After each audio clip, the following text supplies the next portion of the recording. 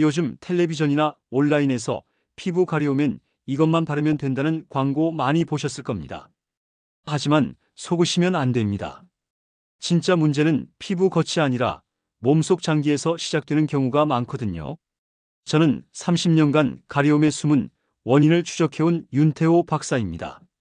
그동안 수많은 어르신들을 만나면서 깨달은 것은 가려움이 단순한 피부 트러블이 아니라 몸이 보내는 중요한 경고 신호라는 점이었습니다. 제가 지금까지 상담한 분들만 해도 수천 명이 넘는데 그 중에서 정말 안타까운 경우들을 많이 봤어요. 처음에는 단순한 가려움으로 시작했지만 제대로 된 관리를 받지 못해서 큰 병으로 발전한 분들이 적지 않았거든요. 특히 나이가 들수록 우리 몸의 면역력과 회복력이 떨어지면서 작은 신호도 놓치면 안 되는 상황이 됩니다. 많은 분들이 그냥 나이 들어서 그러나 보다 하고 넘기시는데 이런 생각이 오히려 위험할 수 있어요. 실제로 제가 만난 분들 중에는 6개월에서 1년 이상 가려움을 방치하다가 뒤늦게 큰 문제를 발견한 경우가 정말 많았습니다. 그때마다 안타까운 마음이 들었어요. 조금만 일찍 관심을 가지고 살펴봤다면 충분히 예방할 수 있었던 상황들이었거든요. 가려움이라는 것은 우리 몸이 뭔가 이상하다는 것을 알려주는 가장 직접적인 신호 중 하나예요. 그런데 많은 분들이 이 신호를 무시하거나 잘못된 방법으로 관리하고 계시는 게 현실입니다. 오늘은 그냥 지나치면 생명과 직결될 수 있는 위험한 가려움 부위 3곳을 정확히 알려드리겠습니다. 그리고 전신에 나타나는 가려움이 의미하는 경고까지 함께 말씀드릴 예정이에요. 이런 내용은 병원에서도 자세히 설명해주지 않는 경우가 많습니다. 시간이 부족하다 보니 증상 완화에만 집중하고 근본적인 원인이나 예방법에 대해서는 충분히 설명해주지 못하는 경우가 대부분이거든요. 하지만 미리 알고 계시면 조기에 발견해서 큰 문제로 번지기 전에 관리할 수 있어요. 30년간 이 분야를 연구해온 제 경험을 바탕으로 정말 중요한 부분만 골라서 알려드릴게요. 혹시 최근에 특별한 이유 없이 몸 어딘가가 계속 가려워서 고생하고 계신가요? 아니면 주변 지인분 중에 그런 분이 계신가요? 오늘부터 제대로 관리해 보실 분 계신가요? 며칠 전에 제 지인인 72세 김영호 어르신께서 연락을 주셨어요. 몇 달간 종아리가 가려워서 밤마다 긁다가 상처가 덧나고 말았다는 거예요. 처음에는 그냥 겨울철이라 피부가 건조한가 보다 생각하셨대요. 그런데 보습제를 아무리 발라도 가려움이 더 심해지고 나중에는 잠을 제대로 잘 수가 없을 정도였다고 하더라고요. 심지어 가족들한테도 짜증을 내게 되고 낮에는 졸려서 일상생활이 힘들어졌다고 하시더라고요. 김용호 어르신은 평소에 건강관리를 나름 잘 하시는 편이었어요. 운동도 꾸준히 하시고 술, 담배도 안 하시는데 왜 이런 일이 생겼을까 많이 걱정하고 계셨거든요. 다행히 늦기 전에 정확한 원인을 찾을 수 있었습니다. 알고 보니 단순한 피부 건조가 아니라 정맥 기능이 저하되면서 나타나는 신호였던 거예요. 하루 종일 앉아서 일하시는 습관과 계단 오르기를 피하시는 생활 패턴이 누적되면서 다리 혈액순환에 문제가 생긴 거였어요. 이분처럼 많은 어르신들이 가려움을 단순한 피부 문제로만 생각하시는 경우가 정말 많습니다. 저도 30년간 이 분야를 연구하면서 수없이 많은 사례를 보아왔어요. 처음에는 사소해 보이는 가려움이 사실은 몸의 중요한 구조적 변화를 알려주는 신호인 경우가 많았습니다. 특히 요즘에는 생활 패턴이 예전과 많이 달라지면서 이런 문제가 더 자주 발생하고 있어요. 앉아서 보내는 시간이 길어지고 움직임이 줄어들면서 혈액순환에 문제가 생기는 분들이 늘어나고 있거든요. 김용호 어르신은 다행히 조기에 생활 습관을 바꾸고 적절한 관리를 시작하면서 큰 위기는 피할 수 있었어요. 하지만 만약 계속 무시했다면 정말 심각한 상황으로 이어질 수도 있었을 겁니다. 정맥 기능이 더 나빠지면 혈전이나 다른 합병증으로도 이어질 수 있거든요. 오늘 이 영상에서 말씀드릴 내용은 여러분의 건강관리 방식을 완전히 바꿀 수 있는 중요한 지혜입니다. 이 이야기를 끝까지 들어야 전체 흐름을 파악할 수 있고 본인이나 가족분들에게 어떤 신호를 주의 깊게 봐야 하는지 알 수 있어요. 제가 30년간 연구하면서 깨달은 것은 가려움의 90% 이상이 단순한 피부 문제가 아니라 몸 내부의 변화와 관련이 있다는 점입니다. 그런데 대부분의 분들이 이런 사실을 모르고 계시거든요. 혹시 아직 구독과 좋아요를 누르지 않으셨다면 지금 바로 눌러주세요. 이 채널은 여러분의 건강한 노년을 응원합니다. 끝까지 보시면 왜 지금 당장 작은 습관이라도 바꿔야 하는지 분명하게 깨닫게 되실 거예요.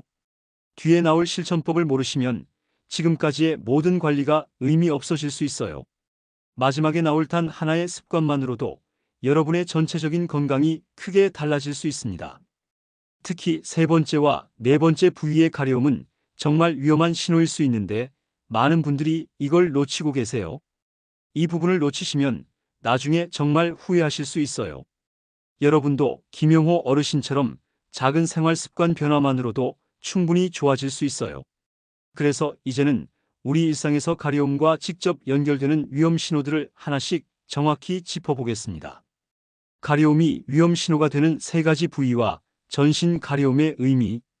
첫 번째로 주의 깊게 봐야 할 곳이 목덜미와 등 위쪽 가려움입니다. 많은 분들이 단순히 때가 안 빠져서 그런가 보다 하고 넘기시는데 이 부위의 지속적인 가려움은 스트레스와 근육 긴장, 그리고 호르몬 불균형과 깊은 관련이 있어요. 한국노화학회에서 발표한 연구에 따르면 코르티솔이라는 스트레스 호르몬의 분비가 많을수록 피부의 민감도가 크게 증가해서 가려움 발생률이 높아진다고 합니다. 특히 목덜미 부분은 스트레스를 받을 때 근육이 가장 먼저 경직되는 부위 중 하나거든요. 69세 박영자님은 몇 달간 목덜미 가려움을 대수롭지 않게 여기다가 결국 불면증까지 겪게 되었어요. 밤마다 가려워서 깨고 긁으면서 상처가 나고 그러다 보니 잠을 제대로 못 자서 낮에는 피곤하고 짜증이 늘어나는 악순환이 반복됐던 거죠. 이런 경우에는 매일 10분 정도 목과 어깨 스트레칭을 해주시고 통풍이 잘 되는 면 소재 옷을 입으시는 게 도움이 됩니다. 또 샴푸나 린스를 바꿔보시는 것도 좋아요. 화학 성분이 적은 저자극 제품을 사용하시면 많이 나아지거든요. 다만 이런 가려움이 몇 주 이상 계속된다면 단순한 피부 문제가 아닐 가능성이 높습니다.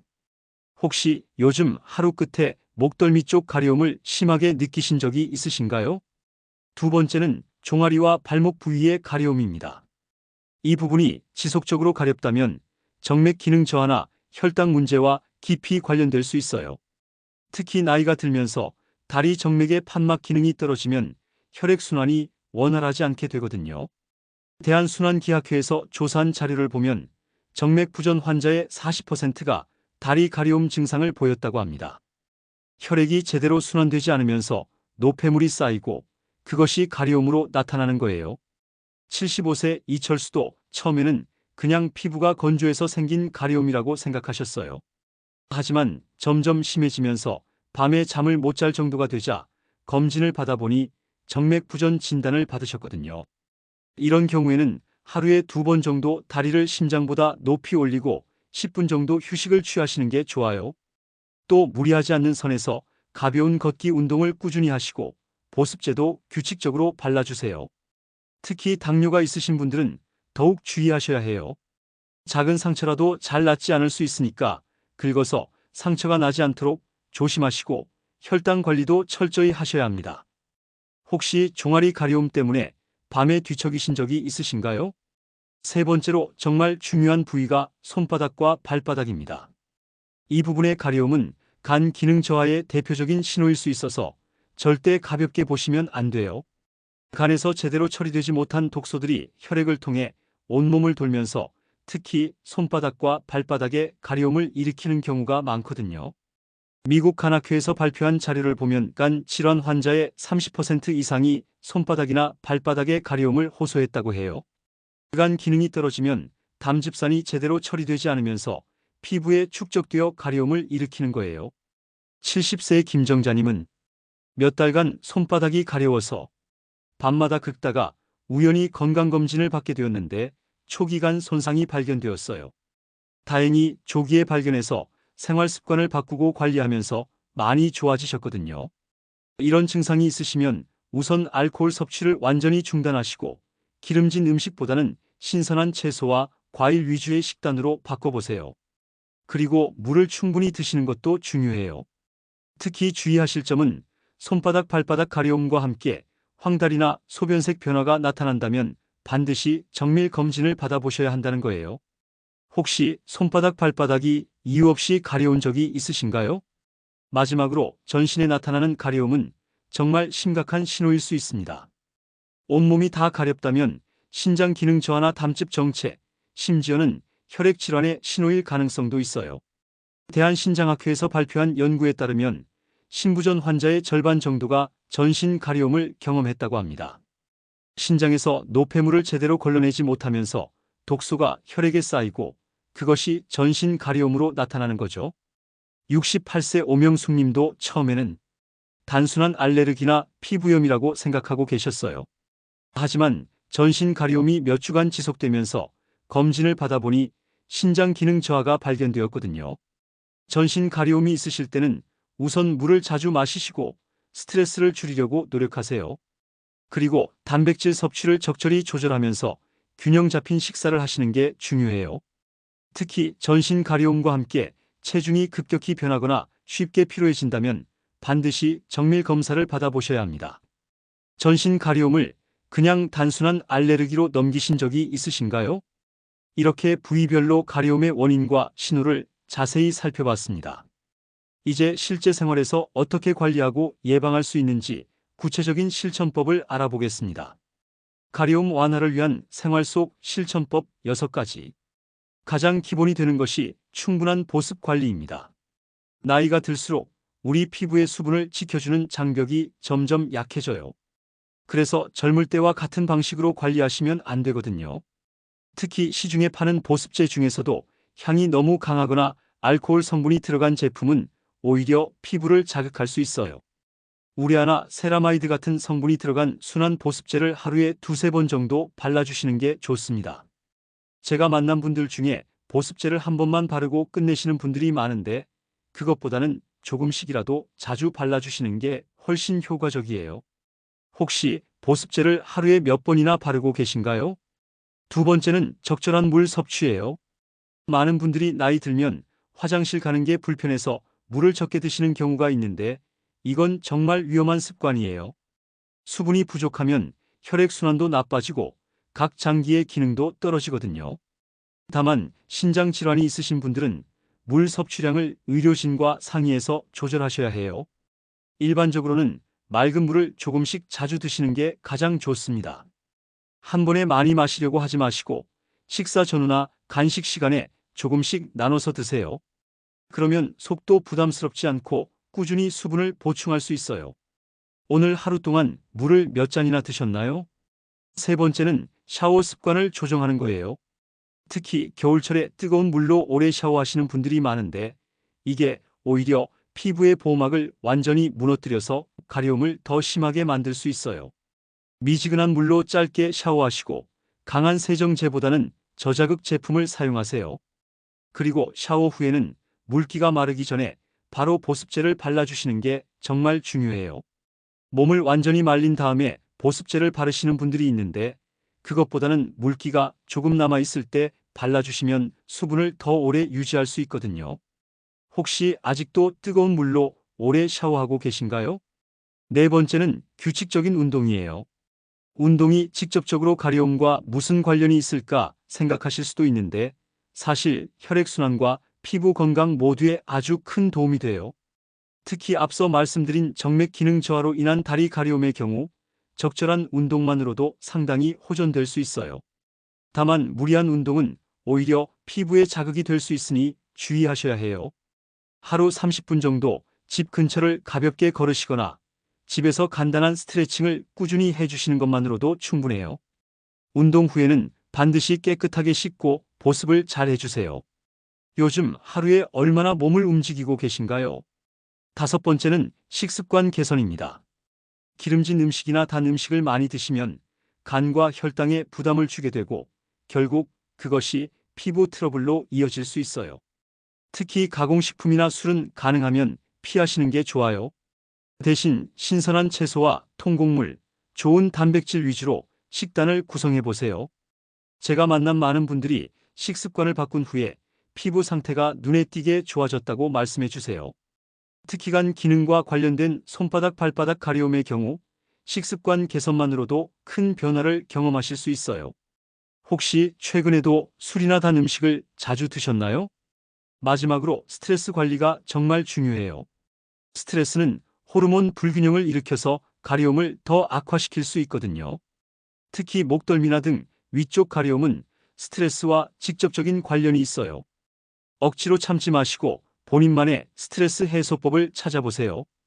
명상이나 심호흡, 좋아하는 취미 활동을 통해서 마음의 긴장을 풀어주시는 게 중요해요. 하루 10분이라도 조용한 시간을 가지시면서 깊게 숨을 들이쉬고 내쉬는 연습을 해보세요. 그리고 가족이나 친구들과 대화하면서 마음속 걱정을 나누시는 것도 큰 도움이 됩니다. 요즘 어떤 방법으로 마음의 긴장을 풀고 계신가요? 이렇게 6가지 실천법을 꾸준히 생활에 적용하시면 가려움은 물론이고 전반적인 건강 상태에도 정말 큰 변화가 찾아올 수 있어요. 이제 오늘 말씀드린 모든 내용을 정리하면서 마무리해 보겠습니다. 오늘은 가려움이 단순한 피부 문제가 아니라 우리 몸의 간, 신장, 혈관에서 보내는 중요한 신호일 수 있다는 점을 자세히 살펴봤습니다. 많은 분들이 그냥 나이 들어서 그러나 보다 하고 넘기시는데 이런 생각이 얼마나 위험한지 이제 아셨을 거예요. 잘못 관리하면 작은 가려움이 큰 질환으로 이어질 수 있지만 반대로 올바른 습관을 꾸준히 실천하시면 충분히 호전될 수 있어요.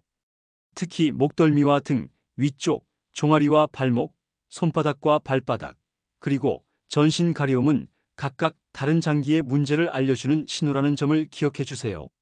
목덜미 가려움은 스트레스와 호르몬 불균형, 종아리 가려움은 정맥 기능 저하와 혈당 문제, 손바닥 발바닥 가려움은 간 기능 저하, 전신 가려움은 신장이나 혈액 질환의 신호일 수 있다고 말씀드렸죠. 그리고 생활 속에서 실천할 수 있는 6가지 방법도 함께 알아봤어요. 충분한 보습 관리, 적절한 물 섭취, 올바른 샤워 습관, 규칙적인 운동, 건강한 식습관, 그리고 스트레스 관리였습니다. 오늘 당장 실천할 수 있는 단 하나의 제안을 드린다면 물을 조금씩 자주 마시고 샤워 후에는 반드시 보습제를 바르는 것입니다. 정말 작은 습관 같아 보이지만 이것만으로도 여러분 몸 전체의 신호가 달라지는 첫걸음이 될 수 있어요. 특히 지금까지 가려움을 그냥 참고 지내셨던 분들이라면 오늘부터라도 본인 몸의 신호를 좀 더 세심하게 들여다보시길 바랍니다. 몸이 보내는 작은 신호를 무시하지 마시고 필요하다면 전문가의 도움을 받아서 정확한 원인을 찾아보세요.